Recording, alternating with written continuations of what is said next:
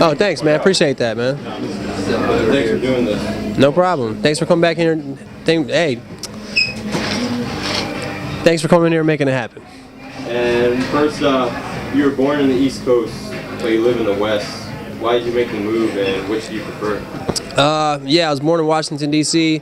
I moved to the West Coast, actually completely unrelated to music. I moved here because the girlfriend I had at the time got a job in San Diego, and then I stayed here, and she went back.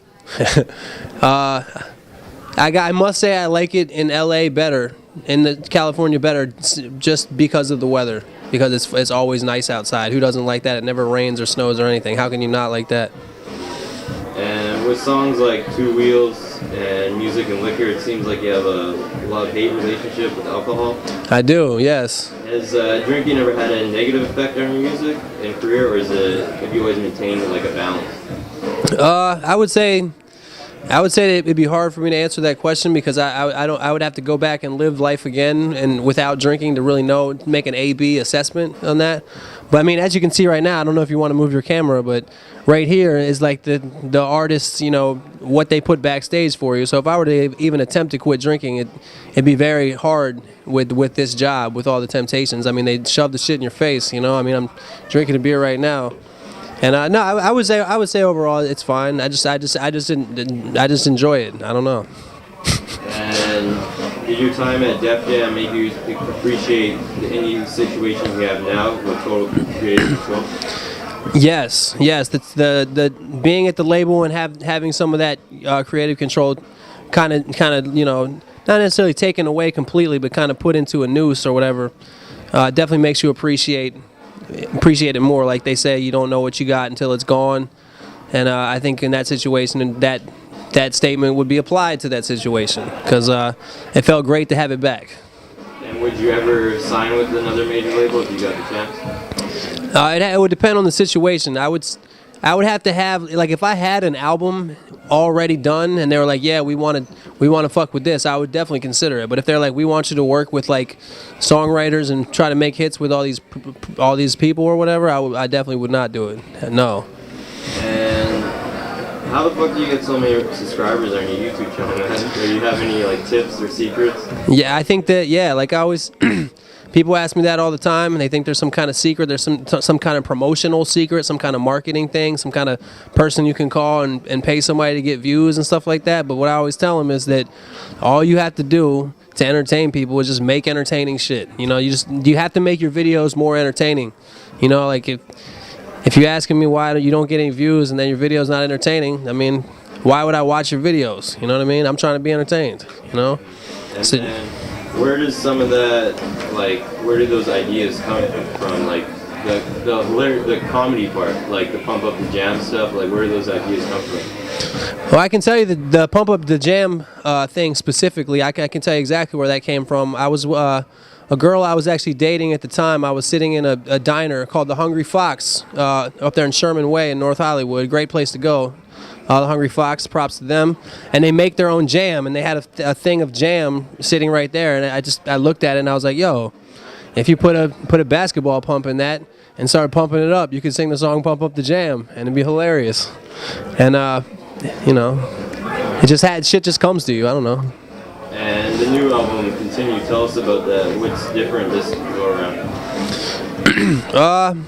I would say with this one, with my previous work, since I kind of do a lot of things, I play guitar and I sing and I rap and I do different kind of genres of music and whatnot. A lot of my previous work, it'd be like, this song is kind of like a straight rap song. This song is kind of like a acoustic folky song. This song is this. Whereas on this album, I feel like it all kind of came together. Like it kind of became more cohesive from a song to song basis. It kind of maintains more of its own sound for the most part. Some shit is just kind of wacky and off the wall, but yeah, I mean it's just a representation of all the shit I do. Like whether it be through my personality or through my music, it's definitely a representation of what I do. And 2 tracks off the album, like which were singles, Can't All Be Heroes and I Should Have Tried Harder. And a lot of your music seems like it has a very realistic view.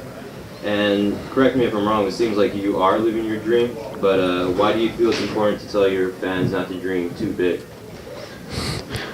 I wouldn't say that I'm trying to tell him that. But I think it's more of a, I know a lot of people, especially living in Hollywood, a lot of people, just myself included, they this dream kind of like absorbs them and it engulfs their entire body. So it makes it so you can you're really never going to achieve it, because every step you make, you're just looking at the next step, and you never look back and appreciate the current place where you're at. You know what I mean? Like I always reference Kobe Bryant. Like Kobe Bryant's never happy. He's just always in the fucking gym working. It's like, goddamn, how exceptional do you need to be? You know what I mean? And I'm not saying all of us try to be as exceptional as Kobe Bryant, but like, you got to balance that drive with the sense of like accepting where you're at in life and enjoying it and looking around and smelling the roses or whatever. And I'm quickly just gonna ask you like 8 this or that questions and just quickly answer back. This or that? Yeah. Okay. The black sheep questions.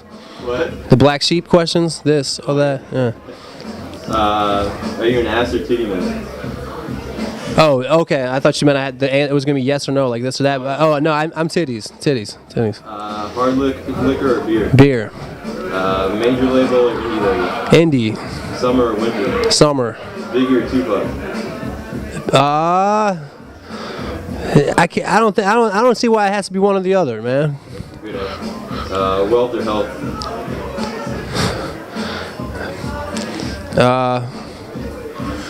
Health. Health. Would you rather be a ninja or a samurai? What's the difference? Ninjas are sneaky, samurais are warriors. No? Oh. Would you rather fuck a stripper or a virgin?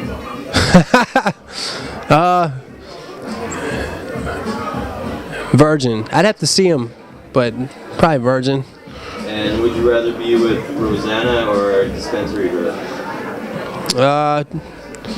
Dispensary girl. And lastly, just say who you are, where you are, plug your album. All right, cool. Yo, this is Wax chilling backstage here at Webster Hall in New York City. Got a new album. It's called Continue. Just came out. Check that shit on iTunes. And thanks for tuning in. And tell Sean P, like, if he ever wants to do a track, I'm here. My man EOM, he got beats for him.